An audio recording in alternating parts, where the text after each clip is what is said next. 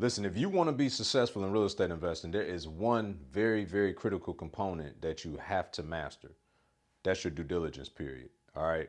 And the reason I'm shooting this video today, although due diligence has been known to be kind of a boring part of the process, I spoke with a couple who were looking to come into our mastermind, and I was interviewing them the other day.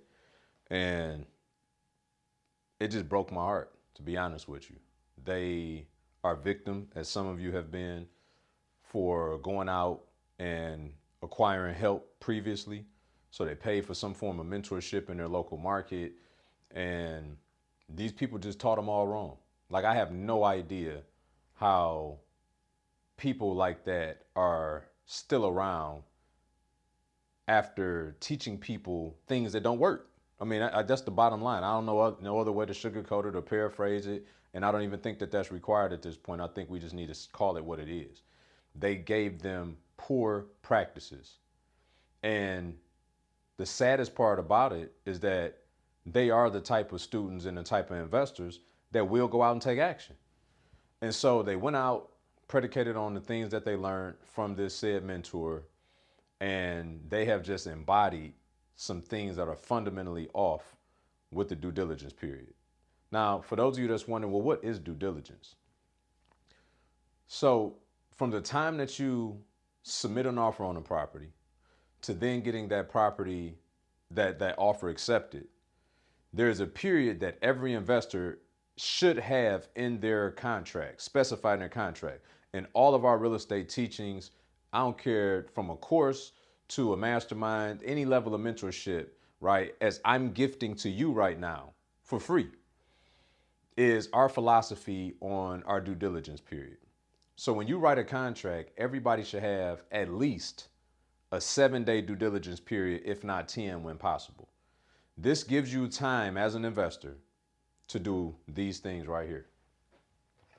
So the first thing that you're going to do in your due diligence period is contractor inspection.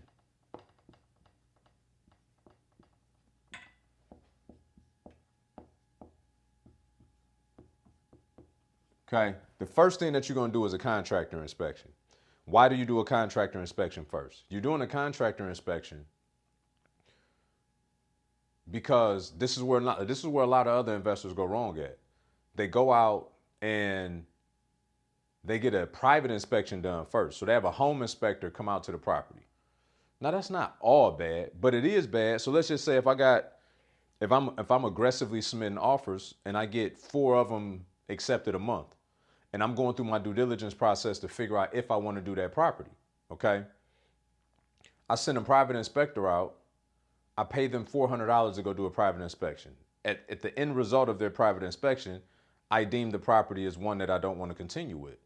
But you're like, okay, B, I get that. That makes sense, right? Bad inspection, I shouldn't buy it. Yeah.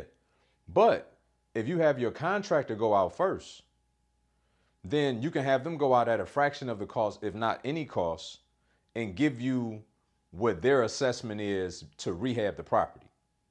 So if I'm going into a situation and I know my rehab number has to come back at around 50,000, and based on this contractor assessment, they're telling me the absolute lowest it'll be is 75, then why would I then just forfeit $400 to pay an inspector to go over there to tell me what their assessment is if I know fundamentally the deal don't make sense anymore? Y'all tracking?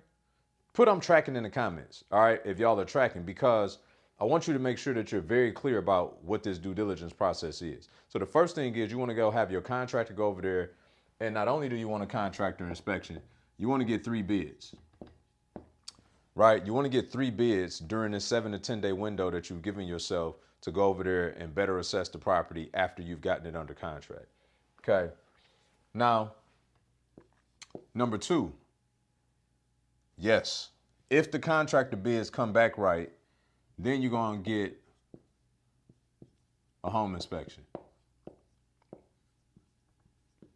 Okay. So at this point, you hire a private inspector, private home inspector in your respective marketplace to then go out and give you an assessment on the finite things that maybe a contractor is not looking at. So contractors going over looking at structural, cosmetic, does the roof need to be completely torn off or just a reshingle. The windows need replacing. The floors, right? They're looking at all of the obvious condition of the property. An inspector, however, will look deeper into the age of the furnace, look deeper into the electrical system, and making sure that everything is properly permitted and things of that nature, or up to code. I shouldn't say they don't go as far as checking permits, but they will tell you if they deem things are up to code. They may see a active termite issue that a contractor may not see. They may see an active mold issue that a contractor may not see. So there's redundancy in their inspection in addition to the contractor inspection. Okay, that's very important. So as you're going through this due diligence period, the whole premise behind it is to give yourself time to do further inspections on this property to ensure that you're getting yourself into a good opportunity. Now, by doing that, what's happened is this. So after you get a property under contract, you have what's called your earnest money deposit. Your earnest money deposit is due within 48 hours in most states of a fully executed contract between buyer and seller. So buyer and seller, we sign the contract on Tuesday. By Thursday, my earnest money deposit goes is due at that point. It's the earnest money deposit is due at that 48-hour interval. Okay, which means that I have to send this money to a closing attorney or to a title company, whoever is facilitating the transaction, and they hold these funds in escrow. Maybe $1,000, could be $2,000, could be $5,000, right? Whatever you agreed upon when you signed that contract. Now watch this though.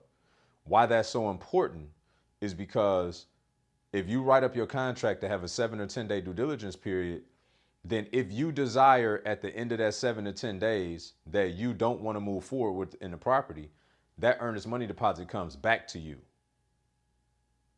If you do not have a due diligence period in your contract, they keep that earnest money deposit if you don't move forward in a transaction. This is why it's so important. Now, it's not just important to be able to save that money. It's important not to do bad deals to the tune of hundreds of thousands of dollars. So after you do that, you get a home inspection. Then my third recommendation would be to get a sewer inspection. Okay, because the home inspection typically won't cover the sewer inspection. But you want to get a sewer inspection because if you end up having excessive problems with tree roots, for instance, and they're protruding into your sewer system, and you have to, at some point at a later date, dig up that backyard or pull that tree out, this can be in excess of $5, $10, $15,000 fix.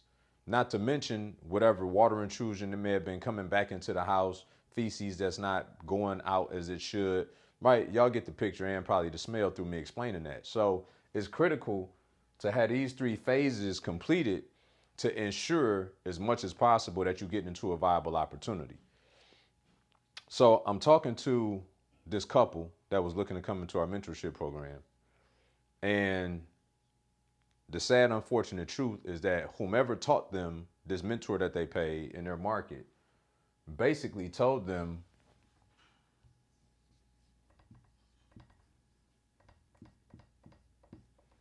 to omit this process. Told them to omit this process. Now, some investors will tell you that if you get rid of your 7-day inspection or shorten it to 3 or whatever, that